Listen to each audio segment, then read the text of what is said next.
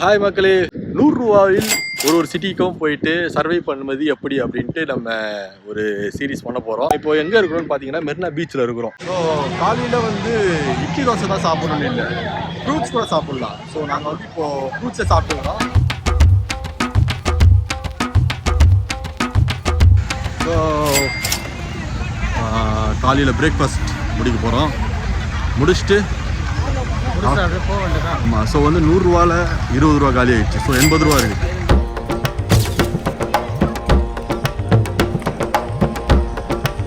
ஆனால் பரவாயில்ல, சண்டே அது காலையிலே க்ரௌடு வருதுல்ல. கையில் 100 ரூபா வச்சுக்கிட்டு ஸோ இந்த நாட்டத்துக்கு போகிறதுலாம் நம்ம ஆசைப்படக்கூடாது. ஆசைப்பட்டாலும் ஏற்ற மாட்டாங்க, ஆசைப்பட்டாலும் மட்டும்தான். இல்லை இல்லை அப்படிலாம் இல்லை, எல்லாரும் போகலாம்.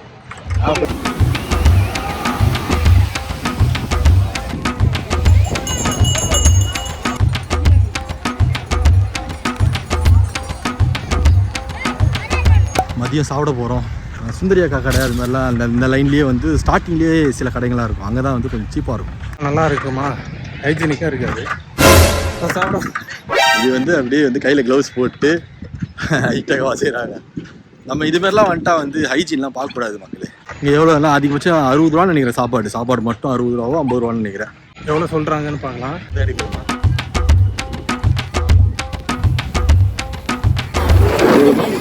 சாப்பாடு 50 ரூபா தான்.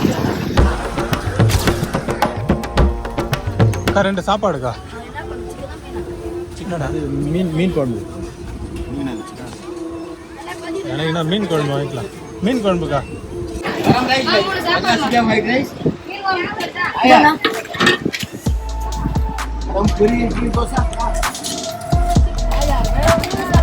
ஆமாம்மாக்கா.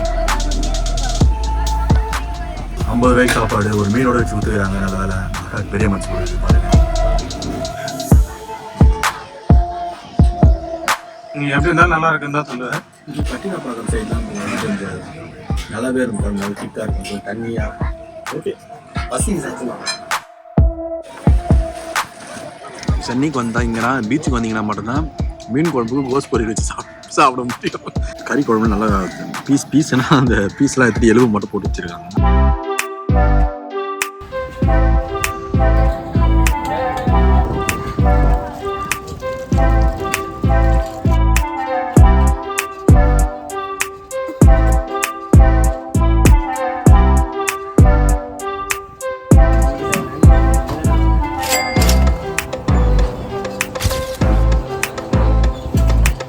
ரொம்ப சுமாருங்க சாப்பாடு. ஒரு சாட்டிஸ்ஃபேக்ஷனே இல்லைங்க. ஏன்டா இந்த சேலஞ்சுக்கு இல்லை. ஆமாம், ஏன்டா இந்த சேலஞ்சுக்கு வந்தோன்னு இது. பீச்சுக்கு வந்தால் நான் வரது மெயினாக சாப்பிட்றதுக்கு செம்ம ஜாலியாக இருக்கும். நைட் ஆனால் அந்த பக்கம் போயிட்டு டிராகன் சிக்கனு எல்லாம் ஷெஷ்வான் ஃப்ரைட் ரைஸ் இப்படிலாம் சாப்பிட்டு வளர்த்த வேண்டாம். நான்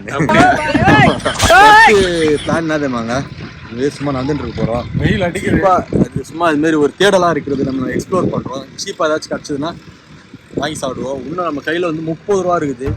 இப்போ ஐஸ்கிரீம் சாப்பிடலாமா எப்படி? சிவா வந்து ஐஸ்கிரீம் சாப்பிட போகிறாரு. நைட்டு பட்னியாக இருக்க போகிறாருன்னு நினைக்கிறேன். நான் வந்து நைட்டுக்கு எடுத்து வச்சுக்கிறேன். பட்ஜெட்டை கூட்டு போட்டுக்கிறாங்கம்மா.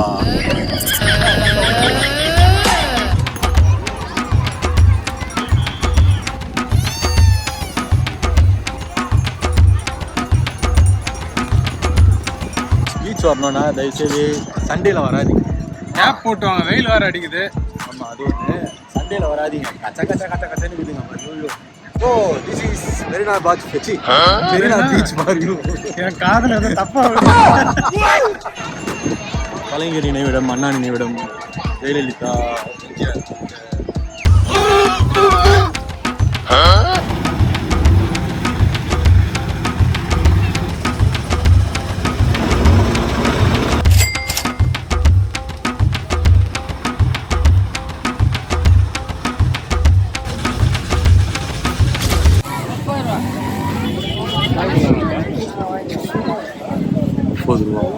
ரூபா 20 ரூபாய்க்கு போடுங்க.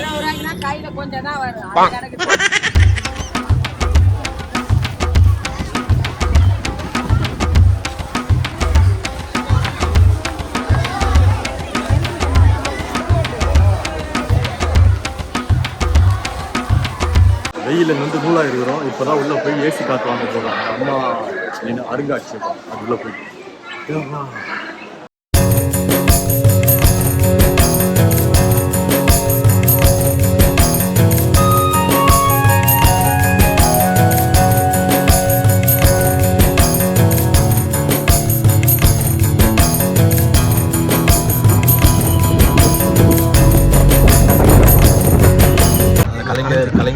பீச்சில் உட்காந்துட்டு இருக்கோம். ஸோ இன்னும் 20 ரூபா இருக்குது. அதை வச்சு என்ன பண்ணுறதுன்னு தான் பார்க்க போகிறோம். பட் மெரினா பீச் வரைக்கும் 100 ரூபாலாம் எடுத்துகிட்டு வந்து வேலையாகாது. நீங்கள் நல்லா என்ஜாய் பண்ணணும். ஒரு 500 ஆச்சு கையில் மினிமம் 500 ஆச்சு தான் பண்ணுறதா.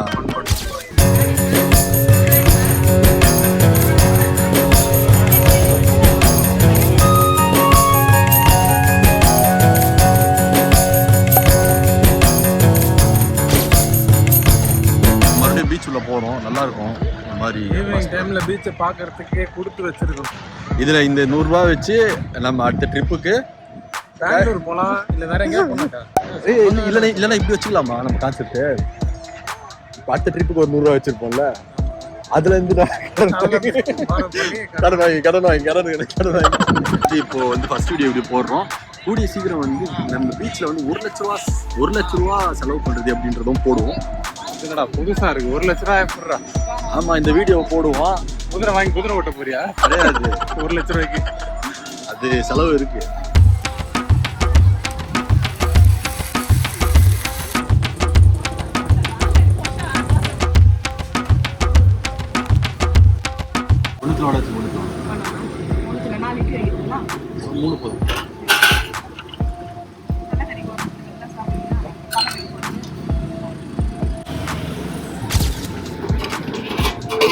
ஸோ கடைசியாக 3 இட்லி ஒரு வடை 20 ரூபா அப்படின்ட்டு ஒரு இடத்துல கன்க்ளூட் பண்ணிட்டு இருக்கோம்.